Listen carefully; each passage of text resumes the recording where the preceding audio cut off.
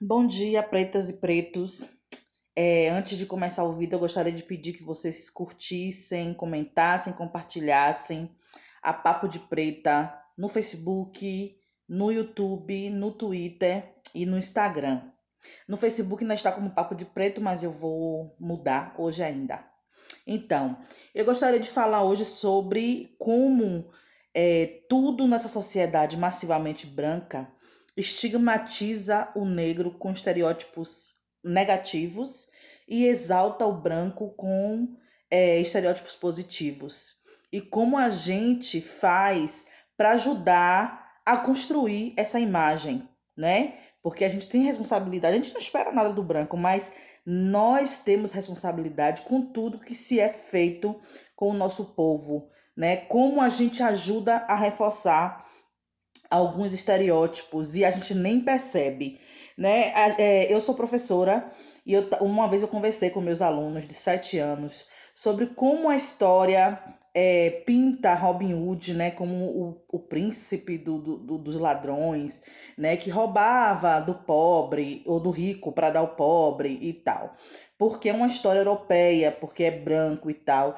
E como a história estigmatiza Lampião como bandido, fazendo a mesma coisa, tirando do sistema para ajudar as pessoas que são pobres. Então a gente tem essa mania de estigmatizar e não questionar de onde vem esse estigma, né? Por que, que essa construção é assim? Ah, porque um tinha defeitos, fazia assim também, maltratava. Será que também não era assim lá na Europa? Mas a gente não questiona isso. A gente tem como certo e vai reproduzindo esses estigmas, certo?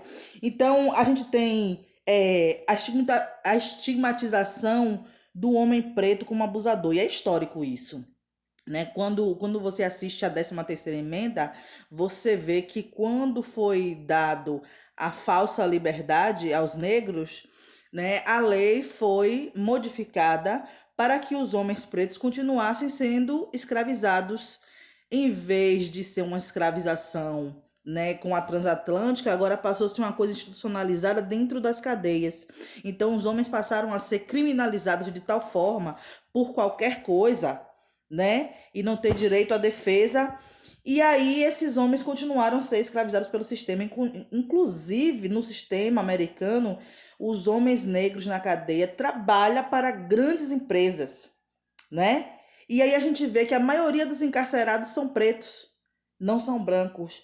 Por quê? Ah, porque o branco ele não abusa, o branco não violenta, o branco não mata, o branco não usa droga. A gente vê aqui a forma como os nossos são violentados quando são usuários. Tá? Com 1 grama de maconha, você é tratado como um traficante, você é espancado. Se você não der o azar de morrer, no mínimo vai ser preso.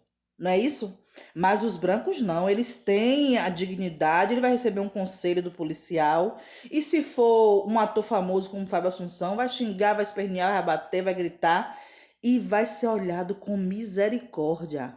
Eu não tenho nenhum problema em olhar para ele com misericórdia, mas estou falando que os nossos não têm esse direito de ser olhado com misericórdia. Ah, ele conseguiu, ele mudou, ele teve o direito de mudar, de ter uma vida diferente, de buscar uma outra alternativa. Os nossos não têm, né? São estigmatizados. Quantos comentários eu vejo assim: ah, tá nessa vida porque quer. E a gente não consegue entender que tem todo um sistema por trás que cria essa condição do branco que tem oportunidade, do preto que só tem direito à violência. Não é isso? E a estar no estado de violência e a causar violência. A indústria fonográfica faz o tempo todo essa imagem ser reforçada. Quando você assiste filmes de questões raciais, sempre tem um branco salvador.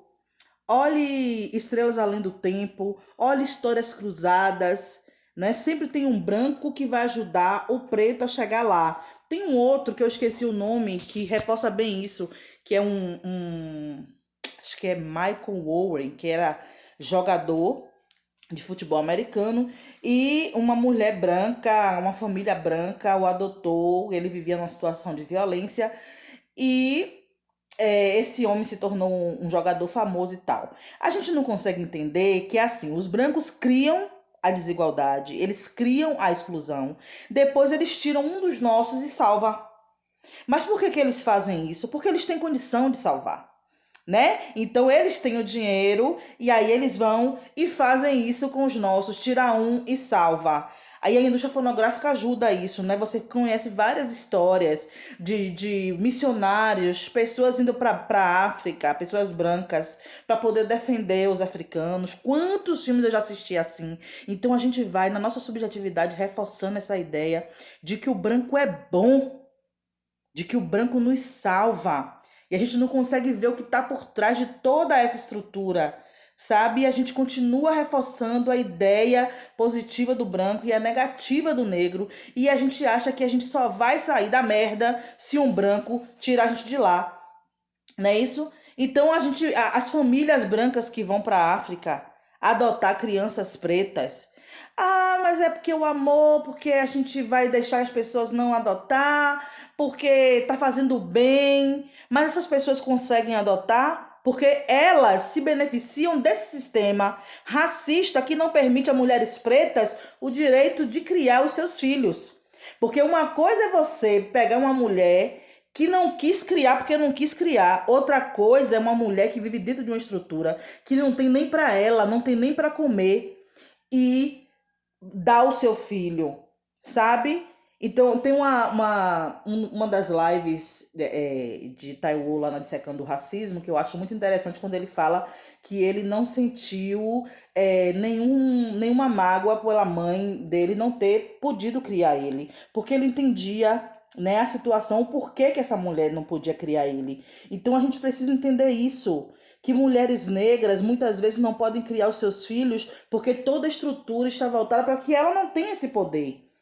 Ai, porque pariu? Todo mundo pare. A mulher branca pare, todo mundo quer ter um filho. Às vezes acontece sem você querer, ou você acha que toda mulher que engravida não está se protegendo, né? Mas só que nós não temos o direito e às vezes a gente está com a vida boa e de repente perde o emprego, de repente é chutada do emprego, como agora nessa pandemia que muitas mulheres estão aí sofrendo, sem trabalho. Então a gente acaba reforçando que os pretos não fazem porque não querem e que os brancos vão lá e salvam, são bonzinhos, né? E aí a gente precisa entender que muito desse racismo está tão impregnado em nós que a gente ajuda a reforçar. A gente ajuda a reforçar todas as vezes que a gente compartilha notícias com esses brancos salvando algum preto, como aquele idiota que foi pra rua fazer aquela chacota com a mulher que estava com a menininha. E todo mundo compartilhando, porque a gente precisa de gente assim no mundo. Que pessoa maravilhosa que fez e que gravou, né? Pessoa maravilhosa, e a gente não consegue entender que isso aí tudo é reforçando o estereótipo do branco como bom. A gente compartilha as imagens de fulano de tal conseguiu chegar em tal lugar porque aquele senhorzinho branco, aquela pessoa branca foi lá e ajudou ele. A gente compartilha memes, figurinhas no WhatsApp, no Facebook, com estereótipos negativos do preto e positivos do branco. A gente sempre compartilha um preto desdentado, um preto como maluco, não é assim? Então a gente ajuda a reforçar toda essa estrutura. E a terceira forma que a gente ajuda a reforçar essa estrutura é quando a gente não traz para si a responsabilidade de cuidar dos nossos. Né? Teve um filme que eu assisti ontem, não gostei muito, mas é com o Samuel Jackson e Halle Berry, que ela faz uma mulher que usava crack e por conta disso deixou o filho numa caixa no lixo. E depois, quando ela refaz a vida dela e para de usar, ela vai atrás do filho e quem adotou foi uma família branca. E ele diz assim: crianças pretas têm que ser criadas por famílias pretas. E isso é muito sério. Aí a gente vai, mas só que ela jogou a criança no lixo e outra pessoa veio e cuidou. Então a gente precisa entender que a responsabilidade de cuidar dos nossos é nossa. É muito difícil, porque nós vivemos numa estrutura que não nos beneficia. Mas a gente tem que começar a pensar nisso. Se eu sou um jogador famoso, por que eu não vou ajudar outros meninos pretos que estão no mesmo lugar de onde eu vim a chegar lá? Se eu sou um artista famoso e tenho muito dinheiro, por que eu não vou ajudar o meu povo? Por que eu não vou criar teatro dentro da favela? Por que eu não vou criar produções de cultura dentro da favela? Se eu sou professora, por que eu não posso tirar daquilo, do pouco que eu tenho, e tentar fazer algo para que as crianças da favela, as crianças pretas, entendam a educação de uma forma preta? Por que eu vou deixar essas crianças sendo embranquecidas com um currículo branco dentro da escola? Então a gente tem que começar a trazer a responsabilidade para nós. O vídeo está imenso hoje, mas a gente precisa começar a pensar sobre isso, sobre nossa responsabilidade. É pouco, e muita gente que tem muitos pretos que podem fazer muito, não estão fazendo. Então a gente precisa também chamar a responsabilidade dessas pessoas que vivem da militância, que fica falando de racismo, rotando o racismo o tempo todo, inclusive em espaços de branco, mas não faz nada prático para mudar a vida dos seus irmãos, a vida dos pretos. Passou da hora da gente ficar querendo que branco nos salve. Branco é que criou e se beneficia dessa estrutura que nós sofremos.